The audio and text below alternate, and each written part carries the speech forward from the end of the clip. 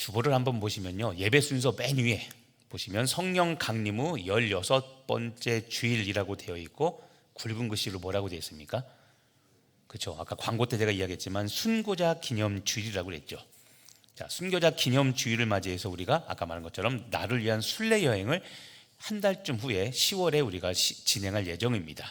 자, 기억할 것은 오늘이 순교자 기념 주일이라는 겁니다. 아시는 것처럼 여러분, 우리 강릉성결교회는 임수열 전도사님이라는 순교자를 낳은 순교의 피가 흐르는 교회입니다.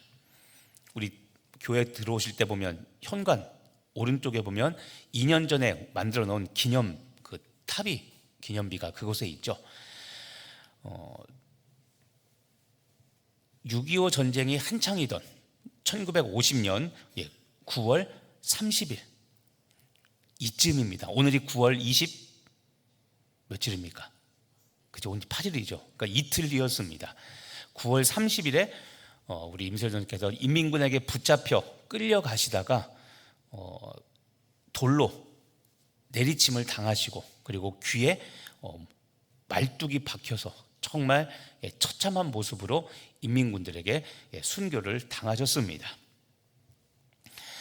오늘은 이 순교자 기념 주일을 맞이해서 이 시대에 순교자의 삶을 사는 것이 과연 무엇인가? 오늘은 순교자의 삶이란 이 제목을 가지고 이번 주는 여러분과 함께 말씀을 좀 나누려고 합니다. 자, 여러분, 예수를 믿는다는 것이 여러분들은 어떤 의미라고 생각합니까? 예수를 믿는다. 저는 순교자 기념주일을 맞이하여 이렇게 말하고 있습니다. 자, 여러분, 내가 예수를 믿는다는 것은 다른 말로 하면 내가 죽었다는 의미입니다. 역설입니다. 우리는 살아 있습니다. 살았지만 내가 예수를 믿는다는 것은 내가 죽었다는 이야기입니다. 내가 예수님을 구주로 영접한 순간, 그때 나는 예수님과 함께 십자가에 못 박힙니다. 십자가에 못 박혔다는 것은 나도 죽었다는 겁니다. 그런데 나와 함께 십자가에 못 박히신 예수님은 부활하셔서 살아나셨죠. 원래는 내가 죽어야 되는데, 자, 내가 죽지 않고 예수님이 대신 죽으셨습니다. 그리고 예수님은 다시 살아나셨습니다. 그래서 그 예수님을 믿는, 다시 말하면 예수님의 부활을 믿는 사람은 죽음을 맞이하지 않고 다시 살게 됩니다. 자, 이게 영과 육에서 일어나는 일이기 때문에 우리는 의미를 혼돈할 수 있는데 흔히 쉽게 잘 보면 이해할 수 있을 겁니다. 자, 내가 죽었다는 것, 자, 여러분 갈라디아서 2장 20절 한번 보시길 바랍니다. 내가 그리스도와 함께 십자가에 못 박혔나니. 자, 내가 그리스도 예수님과 함께 나는 이미 십자가에 못 박혔습니다. 그래서 나는 죽었습니다. 자, 영적인 죽음입니다. 그런데 예수님이 부활하셨다고 그랬죠. 죽은 지 사흘 만에 죽은 자 가운데서 다시 살아나셨기 때문에 그 예수님을 믿는 사람은 죽음을 맞이하지 않고 역시 다시 살아나게 됩니다. 자, 내가 죽었다, 이 이야기, 내가 십자가에 못 박혔나니, 이 말은 내가 죽었다는 말입니다.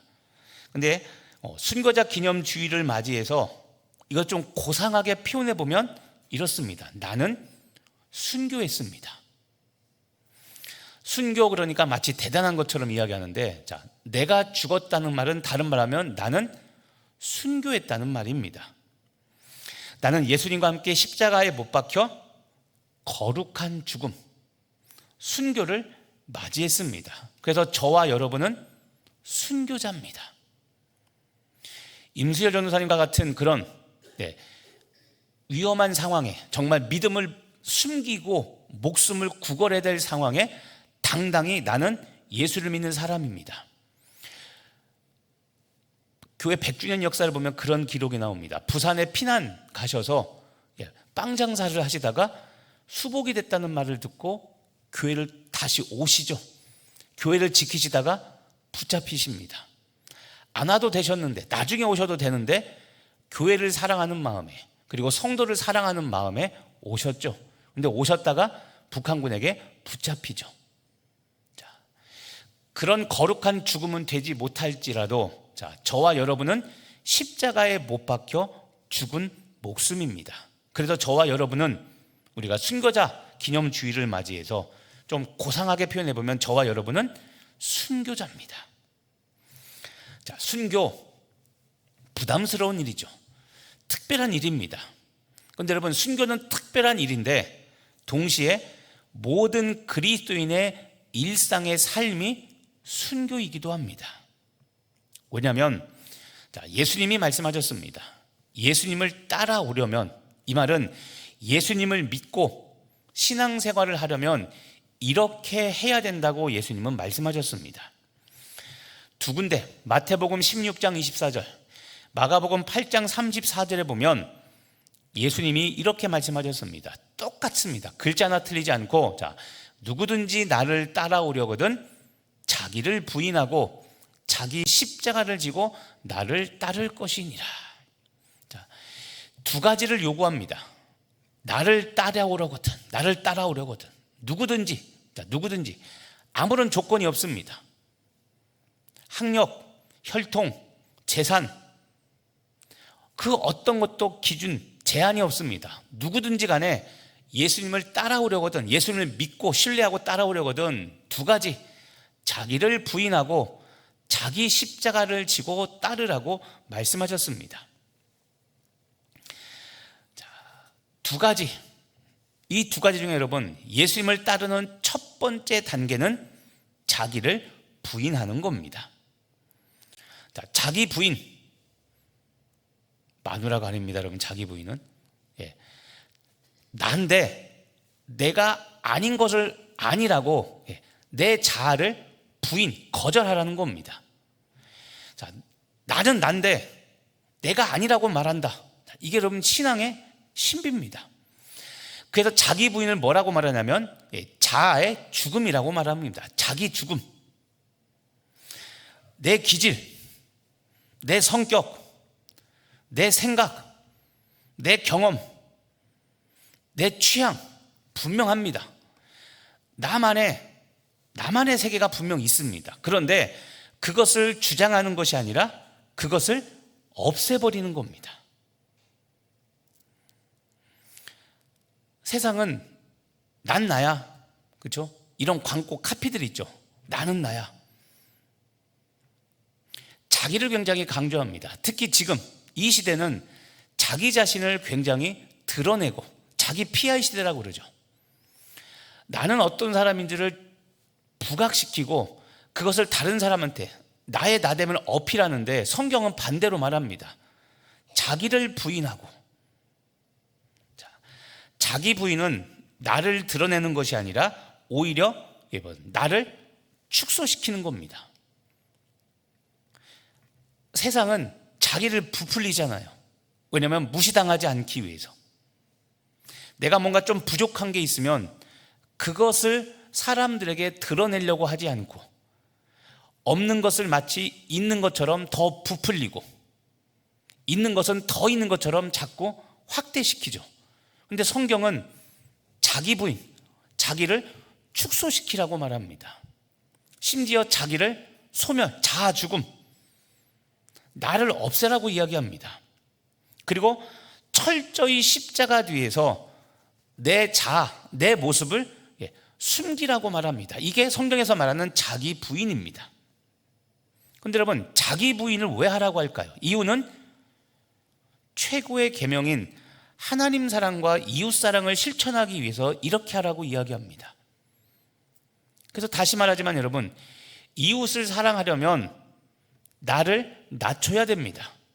나를 축소시키고 나를 소멸시켜야 됩니다. 이 소멸해야 되는 것 중에는 아까 말한 내 기질, 내 성격, 내가 가진 것, 이런 것들을 오히려 내려놓고 인정받고 싶고 드러내고 싶지만 오히려 이것을 없애고 소멸시키고, 그리고 상대방에게 가서 나를 낮춘 상태에서 그를 사랑하라는 겁니다.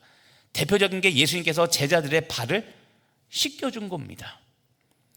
제자가 발을 씻겨줘야 되는데 스승이신 예수님께서 자기를 축소시키시고 자기를 소멸시킨 다음에 그 다음에 종의 모습으로 제자들의 발을 씻어주시죠. 이게 자기 부인의 모습인 겁니다.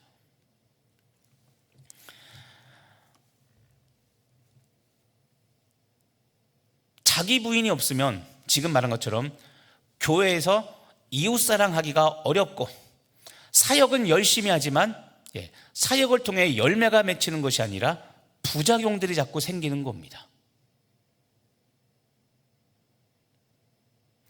동영상 하나를 좀 보도록 하겠습니다. 지금은 얼마 전에 돌아가셨는데 이어령 박사라고 있습니다. 그분은 철저한 무신론자였습니다. 근데 그분의 따님이 목사님이 되셨습니다. 그분의 따님도 치명적인 질병을 갖게 됐죠. 그래서 따님이 먼저 하나님의 부르심을 받아 가졌습니다. 그런데 그 따님의 소원이 아버지의 전도였습니다. 그런데 이어령 박사님은 여러분 우리나라 3대 석학 중에 한 분이셨습니다. 정말 박식한 지식을 갖고 계셨죠. 그래서 그분과 대화를 하면 모르는 분야가 없었고 너무나 많이 알기 때문에 신은 없다고 주장하셨던 분이 자기 딸 목사님이죠. 그 목사님을 통해서 복음을 듣고 나중에 예수님을 영접하셨습니다. 그분이 전하는 한 메시지 하나가 있습니다. 우리 준비되셨으면 동영상 하나를 한번 보도록 하겠습니다.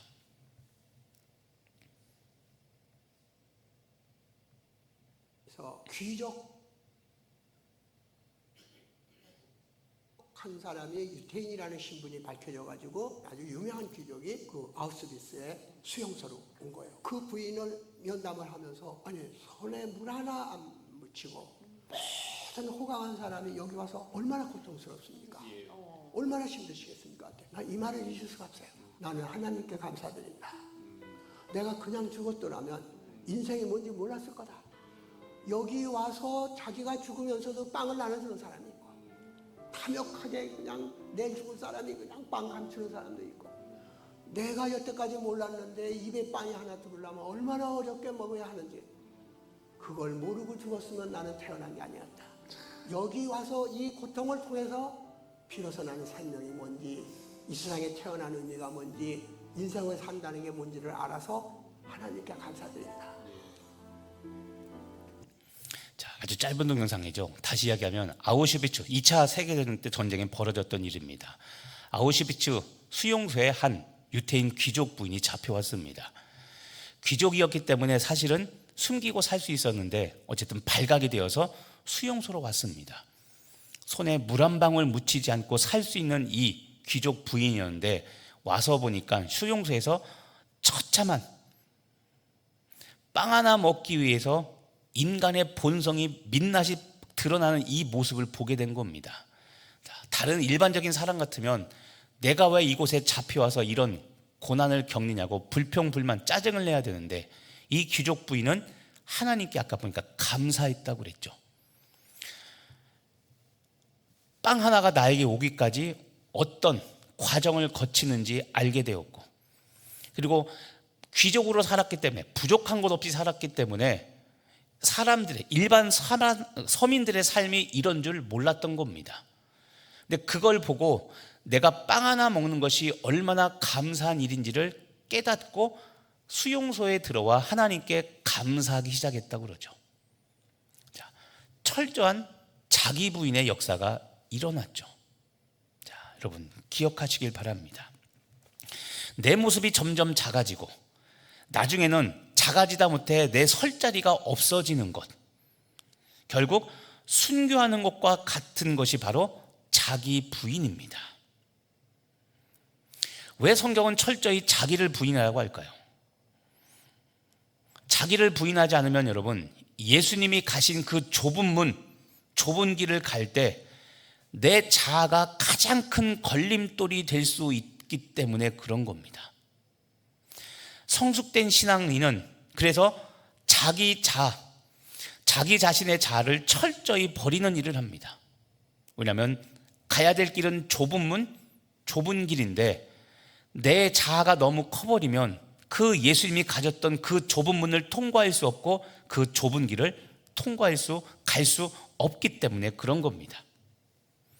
신앙이 성숙한 사람은 철저히 자기 부인 속에 살아갑니다. 왜냐하면 자아의 내면에서 일어나는 탐심, 이기심, 나태한 마음, 안주하려는 마음, 이것들이 예수님의 길을 가는데 방해가 된다는 것을 알기 때문에, 그래서 자아 내면에 있는 이 자신의 모습들을 없애고 축소시키는 일에 열심을 내는 겁니다. 기억하시길 바랍니다, 여러분. 자기를 부인하려면 여러분이 적용해야 될 것들입니다. 자, 여러분이 자기를 부인하려면 익숙했던 환경, 익숙했던 장소, 그리고 익숙했던 내 인생 살아왔던 방법들과 이별해야 됩니다. 예수를 믿으면서 지금 나에게 익숙했던 이 모든 것들을 다 가지고 가려면, 그러면 여러분 자기 부인이 잘 안 될 겁니다. 그래서 기독교는 예수를 믿고 나면 거듭났냐는 질문하죠. 거듭났다, 다시 태어났냐는 겁니다. 옛사람이 아니라 새 사람에 대해서 살고 있는가를, 그래서 기독교는 반드시 질문하게 됩니다. 왜냐하면 익숙했던 장소, 익숙했던 환경, 익숙했던 방법들과 이별을 해야, 그래야 자기 부인을 이룰 수 있기 때문에 그런 것이죠. 또 편안한 내 모습과 이별을 해야 자기 부인이 이루어지는 겁니다. 편안한 내 모습.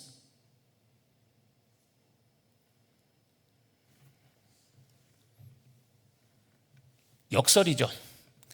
내가 편안해야 내 은사가 나타날 것 같고, 내가 편안해야 내가 뭔가 할 수 있을 것 같습니다. 그런데 여러분, 자학이 아닌 예수 그리스도 안에 나를 밀어 넣으면, 그러면 그 안에서 이와 같은 갈등 속에 내가 다시 태어나게 됩니다. 이 과정, 자기 부인의 과정을 거쳐야, 그래야 우리는 참된 그리스도인으로 살아갈 수 있게 되는 겁니다. 그래서 여러분, 다시 한번 기억하십시오. 오늘 순교자 주일을 맞이하여 자기 부인 속에 내가 신앙생활하고 있는가, 오늘 여러분의 모습을 한번 살펴보시길 바랍니다.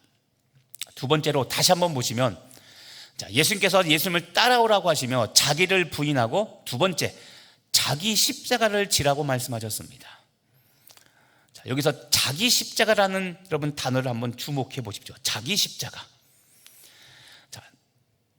다른 사람의 십자가가 아니라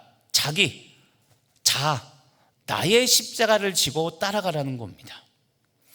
내가 져야 될 십자가란 나의 사명, 내가 감당해야 될 주의 일이 있다는 겁니다. 내가 감당할 일입니다. 근데 문제는 신앙생활할 때 자기 십자가는 지지 않은 채 자꾸 다른 사람의 십자가를 지고 가려는 사람이 있습니다. 다른 사람의 십자가, 자기 십자가가 아니라 너의 십자가, 옆 사람의 십자가. 자, 여러분, 십자가는 원래 아는 것처럼 로마에서 사형 도구입니다. 십자가는 사형 집행 장소입니다. 그래서 십자가를 진다는 것은 매우 미련하고 회피하고 싶고 절대 하고 싶지 않은 일이 십자가입니다. 십자가를 지는 일인데, 십자가를 지고 자기 부인의 삶을, 이 순교의 삶을 산 사람은 오히려 능력 있는 삶을 살게 됨을 여러분 믿으시기를 바랍니다. 십자가가 왜 능력이라고 말할까요? 고린도전서 1장 18절 말씀입니다. 잘 아는 말씀, 우리 한번 읽어보겠습니다. 십자가의 도가 멸망하는 자들에게는 미련한 것이요 구원을 얻는 우리에게는 하나님의 능력이라. 아멘. 십자가의 도, 길도자죠. 십자가의 길은 멸망하는 자, 다시 말하면 예수를 구주로 영접하지 않은 자들에게는 미련한 것으로 보입니다. 그래서 저 사형틀을 왜 지고 가냐고, 저기는 죽는 장소인데 왜 십자가에 서야 되냐고 믿지 않는 사람들은 그 십자가를 진 사람들이 미련하다고 이야기합니다. 하지만 여러분, 구원을 얻는 우리, 십자가를 통해 구원을 얻는 우리에게는 십자가가 무엇이 됩니까? 하나님의 능력이 됩니다. 그래서 십자가를 지는 삶이야말로 미련한 삶이 아니라 성령 충만한 삶의 시작이요 하나님의 능력 있는 삶을 사는 첫 단추가 됨을 믿으시기를 바랍니다. 십자가는 사망의 길이 아니라 오히려 생명의 길입니다. 십자가를 져야 살아날 수 있습니다. 십자가를 안 진 사람들이 항상 말이 많습니다. 옳고 그름을 따집니다. 그런데 여러분, 십자가는 옳고 그름을 따질 수 없습니다. 왜냐하면 십자가를 지신 예수님께서 죄가 있어서 십자가를 지셨습니까? 죄가 없어서 십자가를 지셨습니까? 죄가 없는데도 불구하고 십자가를 지셨죠. 옳습니까? 그릅니까? 틀리죠. 십자가 자체가 여러분 옳고 그름이 아닙니다. 그런데 계속 옳고 그름을 따집니다. 자, 옳고 그름을 따져야 될 곳에서는 따지지 않고 항상 다른 곳에서 따지니까 문제입니다. 십자가에서 이 질문을 던져보십시오. 내가 구원받을 자격이 있는가? 죽어 마땅한 사람을 살려놨더니 따지기 시작합니다. 이게 십자가의 역설입니다. 그런데 본인들은 본인들의 비판과 본인들의 판단이 옳다고 똑똑하다고 이야기합니다. 천만의 만만의 말씀입니다. 십자가의 의미를 안다면 설령 잘못한 것이 있어도 그렇게 말하지 않습니다. 다시 말하자면 여러분, 십자가는 생명의 길이고 능력의 길입니다. 생명의 길이기 때문에 반드시 예수님을 통과하게 되어 있고, 능력의 길이기 때문에 반드시 성령을 통과하게 되어 있습니다. 마귀는 그래서 이 능력이 되는 십자가를 지지 못하게 하려고 십자가에 대한 걱정과 염려로 우리를 가득 차게 만듭니다. 지면 되는데 지기 전에 염려, 걱정, 한숨, 이거 지으면, 십자가 지면 이거 안 될 텐데. 하지만 여러분, 속지 마시기를 바랍니다. 십자가를 지고 주님을 따르는 것은 생명과 열매 맺는 능력의 삶이 됨을 믿으시기를 바랍니다. 어떤 유혹에도 흔들리지 마시고 여러분의 사명 완수를 위해서 십자가를 지고 순교자의 길을 가시는 여러분 되길 간절히 바랍니다. 오늘 두 가지 이야기했죠. 자기 부인과 십자가입니다. 여러분, 자기 부인과 십자가의 길을 걷는 사람은 바울과 같은 단계에 반드시 이르게 됩니다. 자, 바울이 어떤 단계에 이르렀을까요?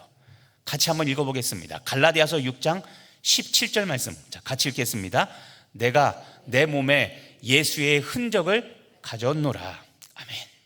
자, 예수의 흔적이라는 이 단어를 주목해서 보십시오. 자기를 부인하고 십자가를 지고 가는 사람은 반드시 그 사람 영혼에 스크래치, 흔적이 남습니다. 어떤 흔적입니까? 예수의 흔적입니다. 이게 신비입니다. 아까 여러분, 예수님과 나는 십자가에 함께 못 박혀 죽었습니다. 그런데 죽었다고 했는데 내가 죽은 것이 아니라 나는 살아납니다. 왜냐하면 주께서 나에게 맡기신 사명이 있기 때문에 예수님이 대신 돌아가셨고 나는 죽었으나 살아납니다. 자, 살아난 나는 반드시 자기 부인과 십자가 지는 삶을 통해서 무엇을 남겨야 되냐면 예수의 흔적을 남겨야 되는 겁니다. 우리나라 속담에 격언에 이런 말이 있죠. 호랑이는 죽어서 가죽을 남기고 사람은 죽어서 이름을 남긴다고 합니다. 자, 그것을 빗대어 말하면 여러분, 호랑이는 죽어서 가죽을 남기고 그리스도인은 죽어서 무엇을 남깁니까? 예수의 흔적을 남겨야 되는 겁니다.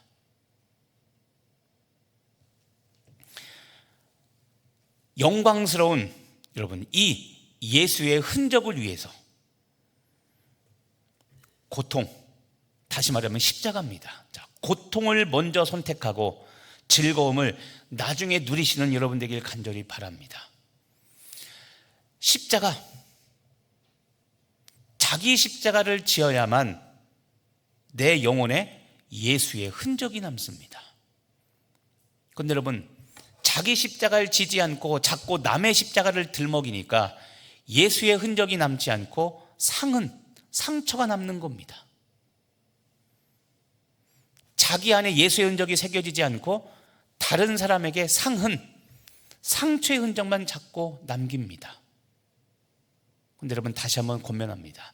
예수의 흔적을 남기기 위해서 고통, 십자가 지는 고통을 먼저 선택하고 즐거움은 나중에 누리시는 여러분 되길 간절히 바랍니다. 마지막으로 고민합니다. 예수님을 따라가는 순교자의 삶을 위해서 여러분, 예수님처럼 여러분을 관리하시길 바랍니다. 여러분 자신을 관리하는 것이 필요합니다. 순교자의 삶을 위해서는 여러분, 내 영혼을 관리해야 되는데 예수님은 이렇게 자기 자신을 관리하셨습니다. 예수님은 새벽에 일찍 일어나 한적한 곳에 가셔서 기도로 자기 자신을 관리하셨습니다. 마가복음 1장 35절입니다. 새벽 아직도 밝기 전에 예수께서 일어나 나가 한적한 곳으로 가서 거기서 무엇 하시더니? 기도하시더니. 여러분, 예수님의 자기 관리는 새벽에 이루어졌다는 것을 기억하시길 바랍니다. 새벽에 못 일어나는 분도 있습니다. 그런데 꼭 새벽이 아니라도 아침이어도 좋습니다. 중요한 것은 하루의 시작이 말씀과 기도라는 사실입니다. 새벽에 기도하며 예수님은 자신의 사명을 점검합니다. 나를 보내신 하나님 아버지의 뜻이 무엇인지 사명을 점검하고, 새벽에 말씀과 기도로 예수님은 마음의 동기를 확인하십니다. 내가 오늘 이것을 만나고 이 사람을 만나고 이런 일을 하는 것은 하나님 나라를 위한 것이라는 마음의 동기를 확인하십니다. 또 예수님은 새벽에 기도하시면서 사역의 우선순위를 정합니다. 내가 하고 싶은 일 친하니까 봐주고 이런 것이 아니라 철저히 하나님 나라 원칙에 따라 영적인 우선순위를 세워 먼저 만나야 될 사람, 먼저 구원이 필요한 사람, 복음이 필요한 사람을 먼저 만나 그들을 살리고 고치는 일을 먼저 하셨습니다. 마지막으로 예수님은 새벽에 기도하면서 직면할 것과 그리고 피해야 될 것을 결정하셨습니다. 어떤 것들은 과감하게 정면 돌파하셨지만 어떤 것들은 만나지 않고 피해 가시고 돌아가십니다. 본질을 지키기 위해서 비본질적인 요소를 없애시는 것이죠. 여러분도 자기 부인과 십자가를 위해서 여러분 새벽이라는 이 시간을 말씀과 기도로 구별하는 연습을 한번 해보시기를 바랍니다. 그게 자기 관리입니다. 자기 부인과 십자가를 지기 위해서는 내 영혼을 관리해야 되는데 여러분 철저한 육체를 제어하는 일들을 통해서 예수님은 자기 부인의 삶을 실천하시고 십자가 지는 삶을 실천하셨던 겁니다. 육신을 따라 살지 않고 성령을 따라 사는 순교자의 삶을 위해서 말씀과 기도를 위한 무릎을 꿇는 여러분 되시기를 간절히 바랍니다. 누가복음은 아까 우리가 읽었던 누구든지 나를 따라오려거든 자기를 부인하고 자기 십자가를 지고 따라오라는 이 말씀, 동일한 말씀인데 특별한 거 하나가 있습니다. 그게 무엇이냐면 한 단어가 그 말씀에 더 첨가되어 있습니다. 그것이 무엇인가? 누가복음 9장 23절입니다. 다시 한번 또 읽어보겠습니다. 아무든지 나를 따라오려거든 자기를 부인하고 날마다 자기 십자가를 지고 나를 따를 것이니라. 아멘. 자, 여기에 단어 하나가 첨가된 게 있습니다. 어떤 단어입니까? 날마다입니다. 자, 자기를 부인하고 자기 십자가를 지는데 누가는 이 단어 하나를 더 집어넣습니다. 날마다입니다. 마태와 마가는 자기 십자가로만 이야기했는데 신비겠죠. 예수님께서 누가에게는 한 단어를 더 말씀하셨습니다. 날마다 자기 십자가를 지고. 날마다라는 이 단어 예외가 있다는 겁니까? 없다는 겁니까? 없다는 겁니다. 자기 부인과 십자가는 날마다, 이 말은 죽기까지, 죽는 순간까지 우리가 해야 되는 일이라는 겁니다. 어느 정도 하면 됐겠지. 그래, 70이면 이제 은퇴니까 이제 안 해도 되겠지. 그게 아니라 자기를 부인하고 자기 십자가를 지는 일은 죽는 순간까지 우리가 해야 되는 일이 바로 그 두 가지라는 겁니다. 오늘 본문 말씀을 보시길 바랍니다. 바울이 맨 끝에 뭐라고 말합니까? 나는 날마다 죽노라. 나는 날마다 죽노라 라고 이야기했죠. 근데 여러분, 나는 날마다 죽을 뿐만 아니라 날마다 내 자신을 부인해야 됩니다. 그리고 날마다 내가 십자가를 지고 가는 자아 죽음의 삶이 우리에게는 필요합니다. 예수님은 날마다 자기를 부인하라고 했고, 바울은 나는 날마다 죽는다고 말했습니다. 두 개의 공통점은 자기 부인, 자기 죽음입니다. 우리 사랑하는 성도 여러분, 이 시대에 순교자의 삶을 살기 위해서 오늘 두 가지입니다. 잘 아는 거죠. 날마다 내 자신을 부인하고 날마다 내가 죽어야 됩니다. 그것이 이 시대의 순교자로서 우리가 살아가는 방법입니다. 이렇게 살아갈 때 아까 바울의 고백처럼 자아가 죽은 흔적이 우리 영혼에 가득하게 될 줄로 믿습니다. 그것이 그리스도인입니다. 내일일은 난 몰라요라는 찬송이 있습니다. 우리가 잘 아는 복음송. 거기 보면 이런 가사가 있습니다. 만왕의 왕 예수께서 이 세상에 오셔서 만백성을 구속하니 참 구주가 되시네. 순교자의 본을 받아 나의 믿음 지키고 순교자의 신앙 따라 이 복음을 전하세. 자, 순교자의 본을 받아 나의 믿음 지키고 순교자의 신앙 따라 이 복음을 전하세. 오늘은 설교의 마침을 이 찬송을 부르면서 우리가 오늘 설교 맺음말을 하려고 합니다. 내일은 난 몰라. 우리 2절 3절 찬송하겠습니다.